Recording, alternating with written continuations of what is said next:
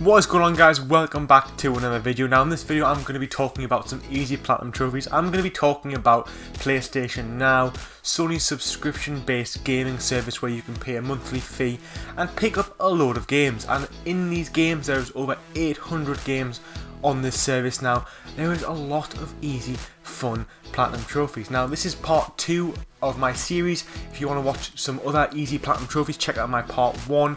In that list the games vary from being 5 to 12 hours long in length to earn the platinum trophy and completely finish.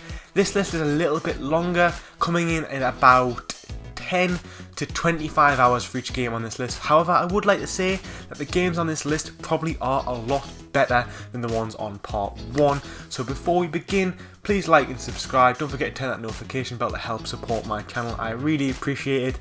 And let's get started by talking about some games.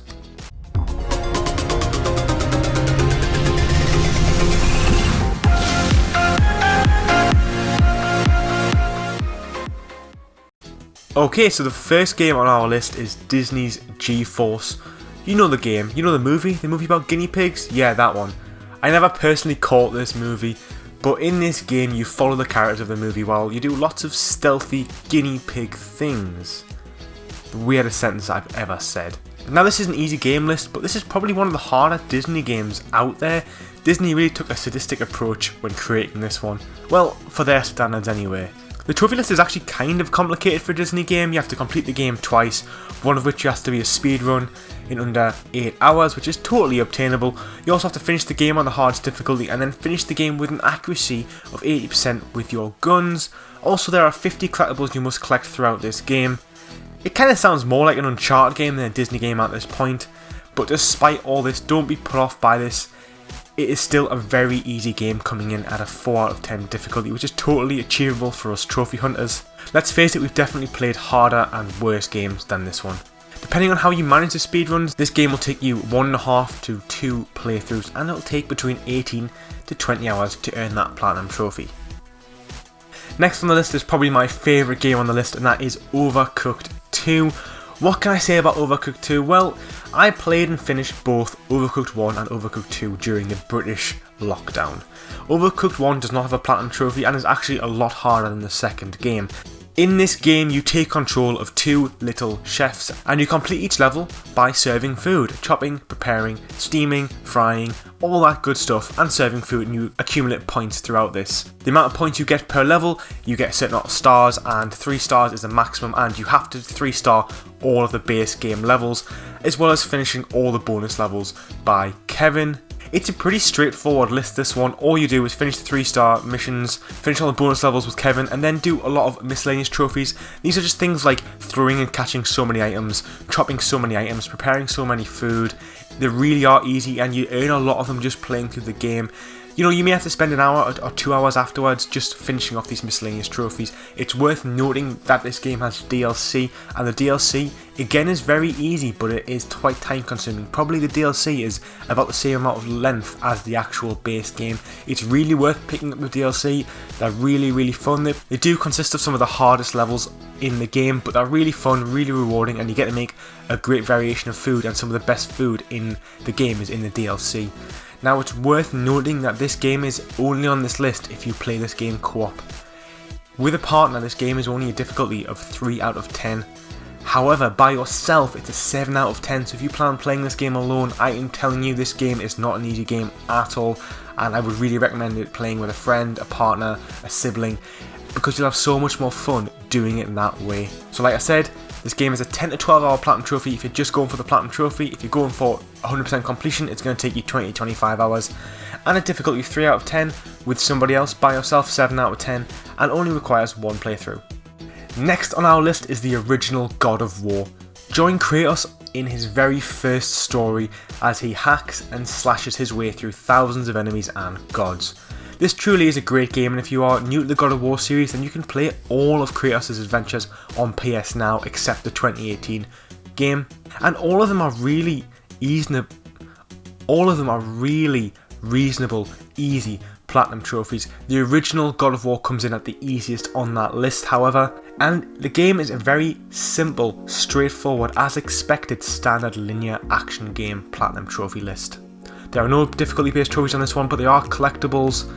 So you're best off playing the game on the easiest difficulty while collecting all of the collectibles. This will be your first step and should take you between 8 to 10 hours. During this phase you will earn the majority of all the trophies. It is worth noting there is one trophy for dying on a higher difficulty, and then the game offers you the easiest difficulty. Just bear this in mind, you can pretty much earn this at any point because you can change the difficulty on the fly. So I recommend playing the game on easy, changing it to normal, dying about 10, 20, 30 times before you're offered the easier mode and taking it to get the trophy. And the final step is for you to speedrun the entire game in under 5 hours. You won't be able to do this on your first playthrough because you'll have to be going for collectibles. That doesn't mean that on the second time round it is difficult, it'll still be very easy, as at this point you'll be pretty skilled at playing the game and you should make mincemeat of all of the foes in this game. So in general, this game will take you 12 to 15 hours with 2 playthroughs and a difficulty of 4 out of 10. Next up on our list is Gravity Rush Remastered. Gravity Rush really is a special game. I platinumed this game on the PS Vita a while back now and I didn't do the DLC, which I'm still annoyed about to this day. You join Kat and her gravity-defying powers. This game really is so unique and it's just a blast to play. There's no game out there like this. You really get a sense of being a superhero, but in a different way with her very unique abilities. It's just such a fun game. I highly recommend to everybody. And to boot, the Platinum Trophy is super easy and you'll have so much fun finishing the game. The first step to earning the Platinum Trophy for this game is just to beat the game. This is always the best first step when games don't require you to do anything other than just finishing the game. Finishing the game will net you over half of all the trophies for this game. However, this game does have a little bit of difficulty involved, and those come in the form of the challenges. There are 20 challenges which you have to earn the gold medal on each. Now, back when I played this, none of the challenges were overly too difficult, taking no more than 5 to 6 attempts per challenge, but that does show that you do have to do a little bit of getting good just to learn the basics of Kat and how she moves, because it's a very unique system, and although it's pretty easy to grasp, it's just different than most people what we've ever played. So once you get the hang of moving her around and moving her around effectively and quickly, you should clean these challenges up, which is why I recommend doing them at the end when you've spent as much time with Kat as possible. And finally, there are some collectibles, but there's only 16 collectibles which come in the form of mysterious couples. You have to find 8 males and 8 females scattered around the game. I recommend you play the game open with a guide, because these collectibles, these people, they appear at certain points in the game, and although they may be at the end of the game, it's just probably better just to clean them up as you progress through certain chapters. Overall, Gravity Rush Remastered will take you 20 hours to complete with a difficulty 4 out of 10 just because of those challenges, and will only take you 1 playthrough. Next on our list is Grim Fandango Remastered, a point-and-click adventure game created by Double Fine and re-released in 2015. You follow the adventures of Manny Calavaro, a travel agent from the Department of Death. He sells luxury packages to souls on their 4-year journey to eternal rest. And with that description, you know you're in for a very interesting story.